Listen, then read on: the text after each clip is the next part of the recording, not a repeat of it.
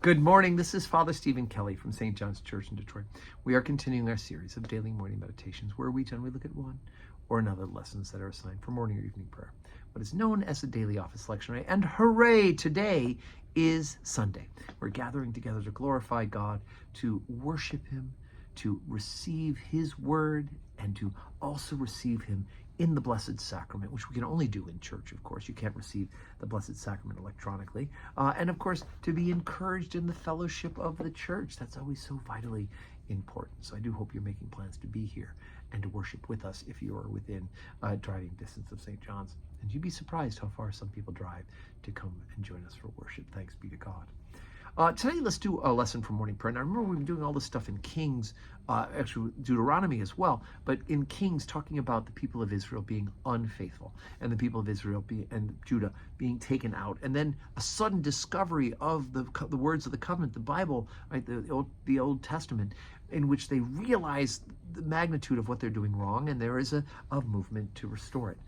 So because the Sunday lessons don't follow chronologically in the same way through books like the Monday through Saturday ones do, we jump back into Jeremiah this morning, dealing with the same issue, and that is that the people of Israel not being faithful.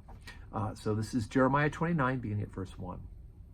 Now these are the words of the letter that Jeremiah the prophet sent from Jerusalem unto the residue of the elders which were carried away captives, and to the priests, and to the prophets, to all the people whom Nebuchadnezzar had carried away captive from Jerusalem to Babylon.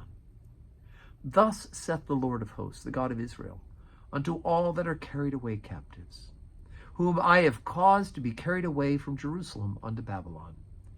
Build ye houses, and dwell in them, and plant gardens, and eat the fruit of them. Take ye wives, and beget sons and daughters, and take wives for your sons, and give your daughters to husbands, that they may bear sons and daughters, that ye may be increased there and not diminished. And seek the peace of the city whither I have caused you to be carried away captives, and pray unto the Lord for it, for in the peace thereof shall ye have peace.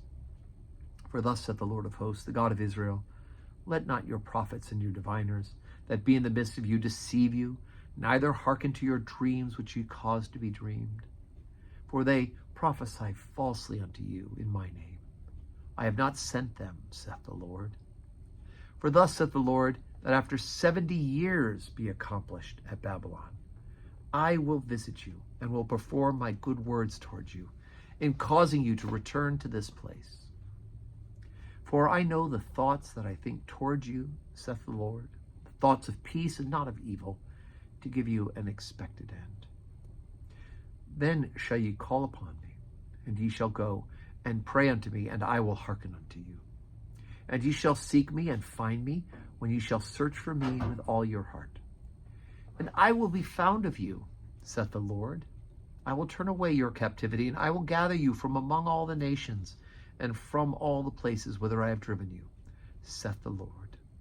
And I will bring you again into the place whence I caused you to be carried away captive. Okay, so here's Jeremiah writing this letter and saying, look, there's people around you, there's false prophets, diviners, who are saying, we're going to be here for a couple of weeks, and then we'll be back in Jerusalem. And that's not what's going to happen.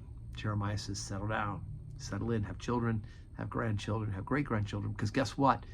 70 years is what this is going to take, which, if you think about it, with the 70 years, that original generation that caused Israel to sin will be dead.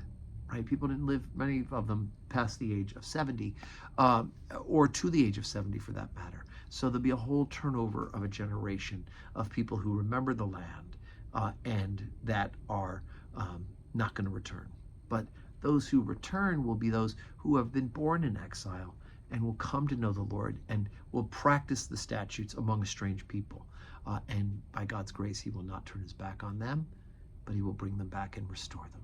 So anyway, kind of gives you a heads up for what's coming for the people of the Jews as we're reading our way through all of the other books of the Bible as well. God remains faithful, but sometimes, unfortunately, we have the consequences of our misdeeds are in effect. Thankfully, the price for our sins has been paid by Jesus Christ on the cross.